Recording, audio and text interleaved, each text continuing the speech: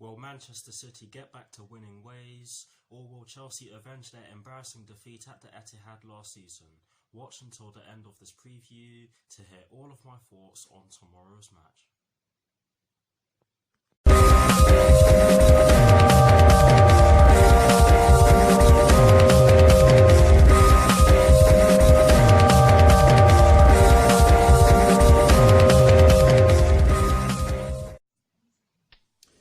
Hello people, welcome to my channel, welcome to another video. This is my Manchester City versus Chelsea preview for the game which will be taking place tomorrow evening at the Etihad Stadium with kickoff at 5:30 PM UK time. So what I'm going to do for you guys in terms of this preview is that firstly, I'll be giving you guys the team news concerning both sides, and as always with these previews, I'll be starting off with the team news concerning the home side, which in the case of tomorrow's match, will be Manchester City. I'll then be giving you guys my lineup based on the team news in which I'm going to give you. I'll also be giving you guys my 4 things in which I believe the Chelsea first team need to do against Manchester City in order to get a positive result. And lastly, I'll be giving you guys my score prediction along with Charlie Nicholas's score prediction and some of Google's probabilities. So without further ado, let's get straight into this preview.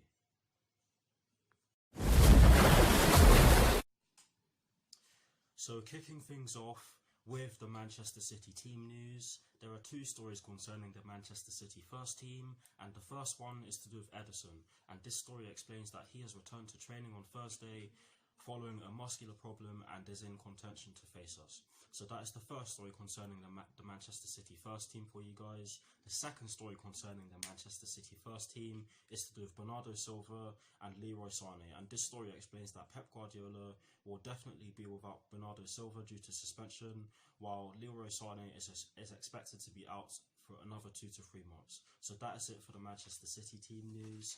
Now moving straight on to the Chelsea team news now, there are also only 2 stories concerning the Chelsea first team, and the first one is to do with Callum Hudson-Odoi and Jorginho, and this story explains that Callum Hudson-Odoi is a major doubt due to a hamstring problem in which he picked up during the international break, but Jorginho returns from suspension, which he of course served during our game against Crystal Palace, which he of course won by 2-0. But yes, that is the first story concerning the Chelsea first team for you guys. The second story concerning the Chelsea first team is to do with Christian Pulisic, and this story explains that he is back in training following a hip injury in which he sustained in our 2-0 win against Crystal Palace. He actually picked up the injury when he scored. He actually slammed his hip into the post. But yes, Christian Pulisic is back in training following the hip injury in which he sustained in our last game against Crystal Palace, and he's expected to feature. So that is it for the team news concerning both sides. Short and sweet, not a lot of injuries reported, but yes, that is it for the team news concerning both Manchester City and Chelsea.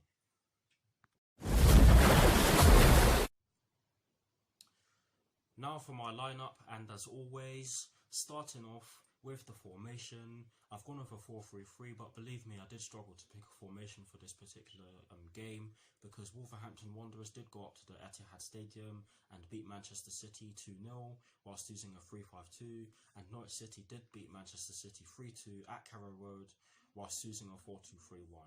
And the 4-2-3-1 is a formation which Chelsea can definitely use because we've used it to great effect this season so far. We've used the 3-4-3, but of course the 3-4-3 and the 3-5-2 are 2 completely different formations. So I'm not entirely sure how we'd fare in a 3-5-2. I don't think we will go with a 3-5-2, but my point is that we can use so many formations to go up there and get the job done. But yes, I've gone with a 4-3-3, and in terms of the personnel in which I've gone with Kepa in goal. I've gone with a back 4 from right to left of Cesar Azpilicueta, Kurt Zouma, Fikayo Tomori and Emerson Palmieri. I've gone with a midfield 3 of Jorginho, N'Golo Kante and Mateo Kovacic, and I've gone with a front 3 from right to left of Willian, Tammy Abraham and Christian Pulisic. So that is the lineup that I've gone with. Let me know what your lineups are in the comment section below, and as always, I will do my very best to respond. But here's a graphic showing you guys the lineup that I've gone with. Voila.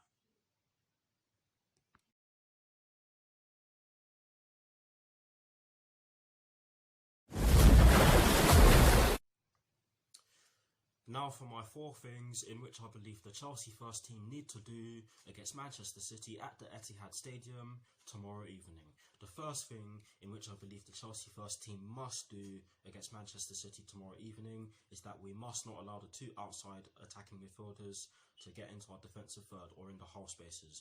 And they of course can do that if the two wingers for Manchester City, provided that they use a 4-3-3 of course, drag our fullbacks out wide. Because if they are able to do so, then that means that they'll probably have an overload, provided that two of our players don't drop back into the defensive third, and that means that they will have a greater chance of putting the ball in the back of our net. So that is the first thing in which I believe the Chelsea first team need to do against Manchester City tomorrow evening.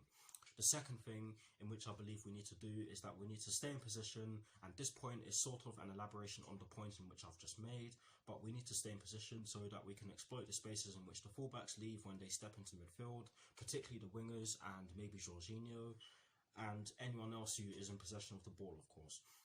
But the reason why I said that the wingers need to do so is because when the fullbacks step into midfield, when Manchester City attack, sorry, I wasn't even meant to mention the fullbacks there.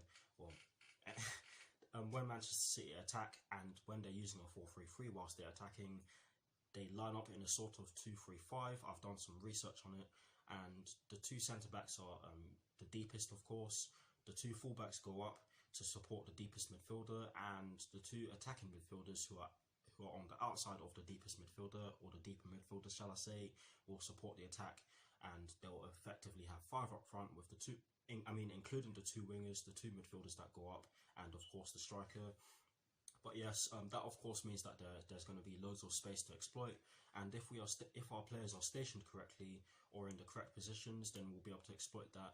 And it's a good thing that our wingers have a lot of pace. But yes, that is the second thing that we need to do. We need to stay in position so that we can exploit the spaces in which the fullbacks leave when they step into midfield.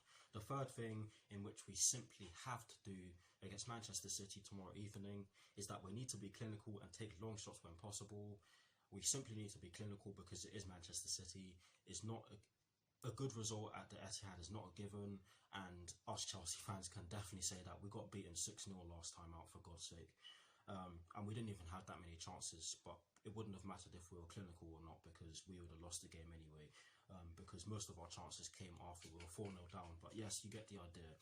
We need to take long shots because, of course, I say this all the time, it's not guaranteed that we're going to be able to get ourselves in the box with the ball. But yes, we simply have to be clinical no matter what.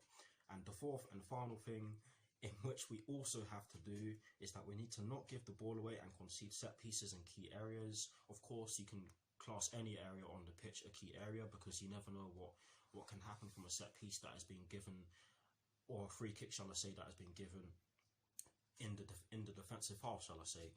But yes, you get the idea. We cannot concede any set pieces in key areas or in areas which are close to the box, shall I say, or say to be more accurate, because if we do, then Manchester City do have good players. Manchester City do have players who are good at set pieces, i.e. De Bruyne, David Silva, the list goes on. But yes, those are the 4 things in which I believe the Chelsea first team need to do against Manchester City tomorrow evening. Let me know what your 4 things are in the comment section below, and as always, I will do my very best to respond.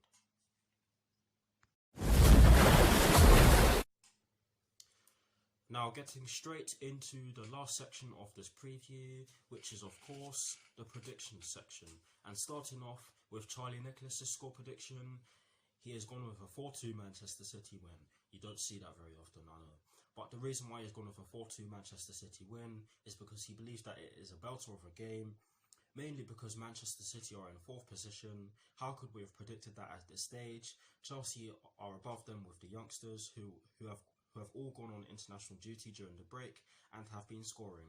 It is the ideal scenario, really, almost perfect. Sorry for stuttering there. N'Golo Kante is back fit and in the side, while Willian is playing well. Cesar Azpilicueta has revived himself and is back to his old self. Marcos Alonso has been all right when he has played, and the centre backs have been great. It looks promising to Chelsea. Frank Lampard will come up with a puzzle for City, but his puzzle will focus on the fact that Pep Guardiola's team are really struggling at the back, and Chelsea have pace and technically gifted players up front. It is going to be an open game, so Jorginho and Kante may have to sit deeper than they have been so far this season. I think Chelsea need to stay in the game for 70 minutes or so and then look to adapt to the situation if possible. I don't know who Pep will pick.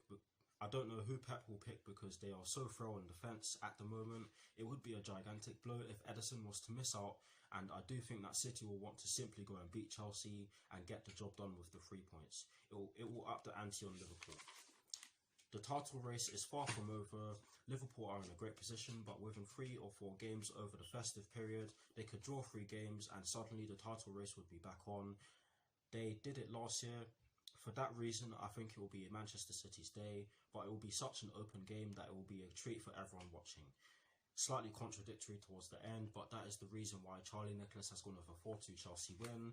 Now moving straight on to Google's probabilities, and might I say that these are Google's probabilities at the time of recording. They have gone with a 65% chance of a Manchester City victory, a 20% chance of a draw, and a 15% chance of a Chelsea victory, which I believe is very harsh. But yes, Google do clearly believe that Manchester City are the favourites for tomorrow's match, and might I say it again, that these are Google's probabilities at the time of recording, so they are of course bound to change. And now for my score prediction, and to conclude this preview by giving you it, I've actually gone with a 2-1 Chelsea win. Yes, you heard me correctly, I've gone with a 2-1 Chelsea win. Do not take that as me being confident, because believe me, right now as I'm speaking, I am very nervous. But yes, I've gone with a 2-1 Chelsea win because I believe that the team in which we have at our disposal right now is better in most aspects than the team in which we had when we went up to the Etihad and lost 6-0. Of course, that can happen again, but of course, I really hope it doesn't, and that's a given. And that goes without saying, shall I say. But yes, I do believe that we can get the job done. It's just a matter of us actually getting the job done. I think some of our players, i.e. Tammy Abraham and Mason Mount, will be fired up for this game. And yes, I know I didn't put Mason Mount in my lineup because I do think that Kovacic will be a key player in tomorrow's game if he does start. But if he does start Mason Mount, then I think he should be able to have a good game, because he should be at a point where he should be at a feeling, or he should have a feeling where he has a lot of confidence, shall I say. God, I can't even speak. He should have a lot of confidence from the game against Kosovo, shall I say. Got there in the end, because of course he got his first England goal. And Tammy Abraham also did so during the international break. So those two should be feeling confident for tomorrow's game. I'm really nervous. That's just what happens to me. When I'm nervous, I really struggle to speak sometimes. But yes, I've gone with a 2-1 Chelsea win. Let me know what your score predictions are in the comment section below. And as always, I'll do my best to respond. That is the end of this preview. I hope you enjoyed it. Like, comment and subscribe to my channel if you're new. And I'll see you very soon for some more videos. My next video will be my team sheet reaction. And I will be doing my reaction video and possibly my review after the game tomorrow evening. But we'll just have to see. Hopefully we go up there and get the job done and redeem ourselves for that embarrassing 6-0 defeat back in February. But again, we'll just have to see. Hopefully we do, because as you all know, I cannot stand Manchester City. I cannot stand them for the life of me. But yes, this is it. This is it. Anyways, come on you Blues. Come on Frank Lampard. And peace. I'll see you all very soon.